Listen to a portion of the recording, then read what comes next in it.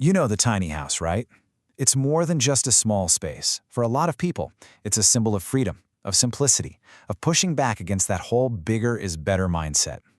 But what happens when that grassroots ideal gets tangled up in a web of codes, committees, and bureaucracy? Well, that's what we're going to dig into. For years, this was the whole philosophy. The core idea was about living with less, being able to just pick up and go, and really challenging the notion that your quality of life is tied to your square footage. It wasn't just a house, it was a statement. But what if that statement is being, well, quietly rewritten behind the scenes?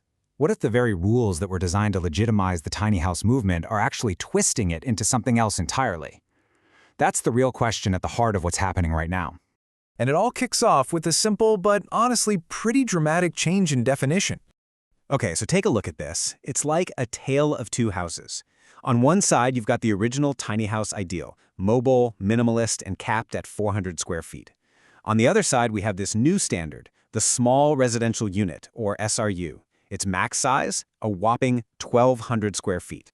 And its philosophy, permanent and modular. So here's the kicker. The tiny house is no longer the main event. It's being demoted to just a small part of a much larger and very different category. Let's just pause on that number for a second. 1,200 square feet. That is 3 times the size of what we've always considered a tiny house. Under these new rules, you could literally connect 3 400 square foot units together and still call it a single small home. I mean, this isn't just a little update, it's a complete reinvention of what tiny even means. And this is where the logic gets, well, kind of bizarre. The very committee that's developing these rules now says the phrase tiny house is inflammatory and a liability. Just think about that. The standard that was created to legitimize the entire movement is now running away from its name because its identity is suddenly seen as too controversial. It's wild.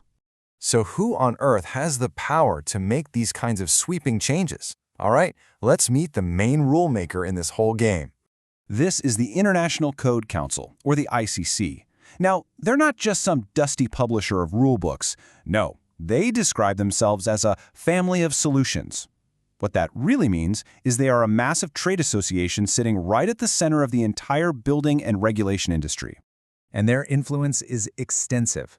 The ICC develops the codes, and then it also sells them.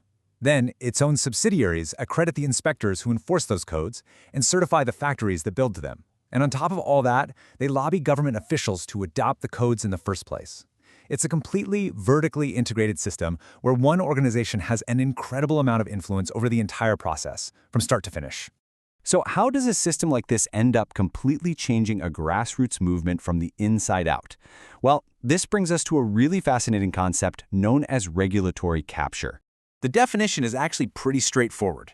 Regulatory capture happens when the watchdog basically starts acting like the industry's pet. It's when a regulatory agency, which is supposed to be looking out for the public, starts to prioritize the needs and the worldview of the very industry it's supposed to be regulating.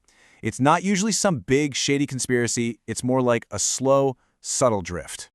The classic analogy for this is just perfect. Imagine a referee in a big game. Their job is to be impartial, right? But what if they start taking strategic advice from one of the coaches? Even if they have the best intentions, their calls are going to start favoring that team. The game just isn't neutral anymore. That, in a nutshell, is regulatory capture. And it tends to follow a pretty predictable pattern. It starts with a ton of public excitement for something new, like tiny houses. The established industry might push back at first, but pretty soon the whole conversation gets bogged down in these super complex technical rules. And guess who the experts are? The industry insiders. Then you see people moving back and forth between jobs at the big companies and the regulatory body.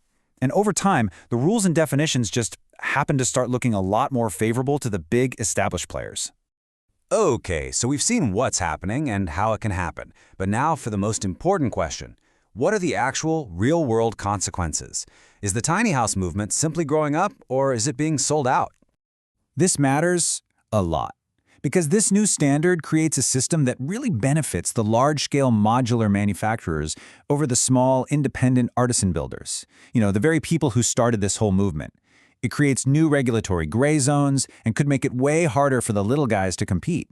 It even risks what the source calls a silencing effect, where smaller inspection agencies might feel like they can't speak out against a system that they depend on for their accreditation. At its core, This whole thing just chips away at our trust in the fairness of the process. This leaves us with one crucial question. The tiny house movement was a revolution against the housing status quo.